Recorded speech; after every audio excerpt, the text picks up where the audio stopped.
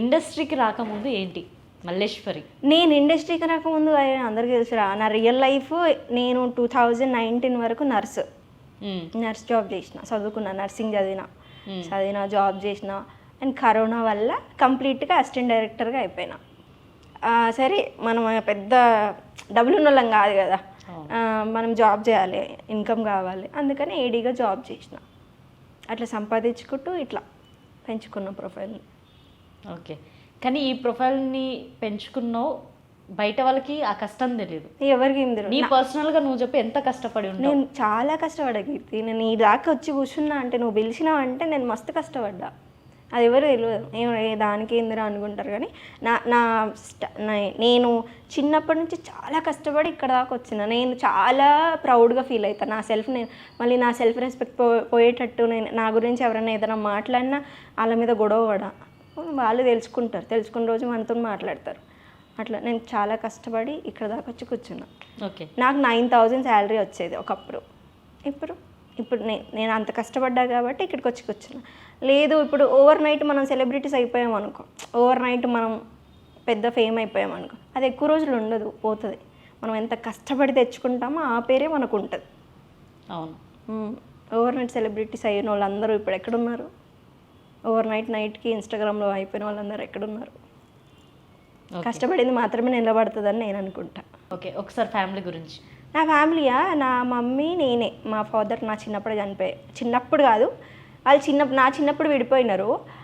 నేను ఒక 7th standard 8th standard మా నాన్న చనిపోయాడు. అండ్ దెన్ ఇంకా మమ్మీ, నేను. ఎలా చనిపోయారు డాడీ?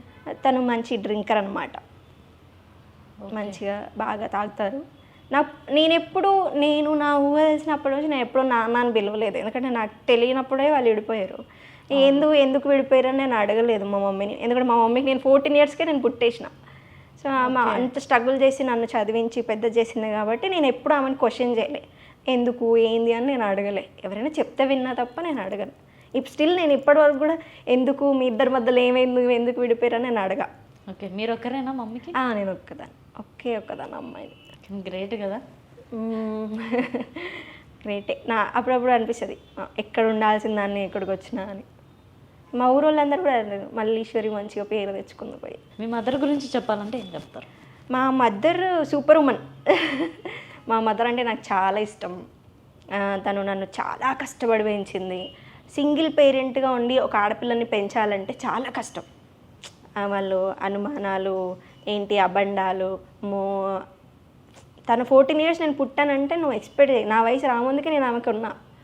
సో ఆ వయసులో నేను భర్త లేకుండా నన్ను చాలా కష్టపడి పెంచింది. సో ఆమె ఎంత కష్టపడి పెంచిందో నేను ఇప్పుడు అంత మంచిగా చూసుకుంటాను, అంత పేరిస్తా, అందరు వచ్చి మంచిగా మాట్లాడతారు. సో సూపర్ ఉమెన్ మా మమ్మీ, నాకు ఎప్పటికీ సూపర్ ఉమెన్. అమ్మ అనగానే కంట్లో నీళ్ళు వస్తున్నాయి. చిన్న ఎమోషనల్. నిజంగానే ఒక ఆడపిల్లని పెంచాలి సింగిల్ పేరెంట్గా అంటే తండ్రి లేకపోతే మళ్ళీ చూడడం ఎలా చూస్తారో తెలుసా? అదో దౌర్భాగ్యం, అట్లా చూస్తారు. ఏమంటారంటే దానికి ఏమైనా తండ్రి ఉన్నాడా చెప్పి పెంచడానికి అని అంటారు. ఇప్పుడు మళ్ళీ తండ్రి ఉన్న అమ్మాయి ఉంటుంది కదా, తల్లి తండ్రి మంచిగా స్ట్రాంగ్గా ఉండి పెంచే పిల్లలు ఉంటారు కదా, వాళ్ళ లైఫ్ ఎంత దరిద్రంగా ఉన్నా వాళ్ళు బయటికి రారు.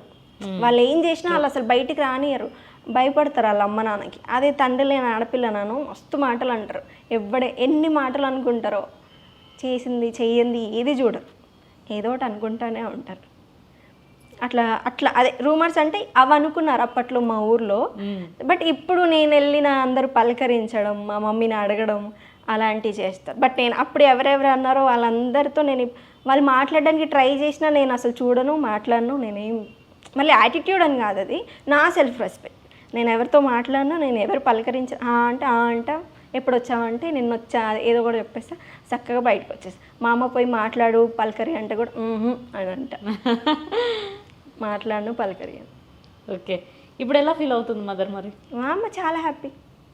ఒక్కటే ఆమె డ్రీమ్ ఏంటంటే నాకు పెళ్లి చేయాలి, అదొక్కటే ఆమె డ్రీమ్. ఓకే, డ్రీమ్గా పెట్టేసుకున్నారు. అదొక డ్రీమ్. అయ్యో మా అమ్మకి నాకు పెళ్లి చేయడం పెద్ద టాస్క్, పెద్ద డ్రీమ్ అది. ఎందుకు పెళ్లి చేసుకొని ఉంటున్నావా? పెళ్లి చేసుకొని అంటున్నా అంటే ఇప్పుడు కాదు కీర్తి, ఇంకా టైం పడుతుంది, సెటిల్ అవ్వాలి కదా. మనం ఇక్కడ ఉండడం అలవాటు పడ్డాము కదా, ఇంకా ఊరికెళ్ళి పల్లెటూరులో ఉండాలంటే ఉండలేం. సో మనకంటూ ఒక ఇల్లు కొనుక్కున్నాక అప్పుడు చేసుకుంటా అని చెప్తున్నా మా మమ్మీకి. మా మమ్మీ ఓకే, నేను ఎప్పుడు చేసుకుంటా అంటే అప్పుడు చేయడానికి రెడీ ఉంది. మా ఊర్లోనే పాపం ఊరికే పెళ్లి చేయి అని ఆమెను ఇబ్బంది పెడతారు. ఓకే. వాళ్ళందరికీ చెప్తున్నా, అడగండి మా అమ్మని. ఓకే.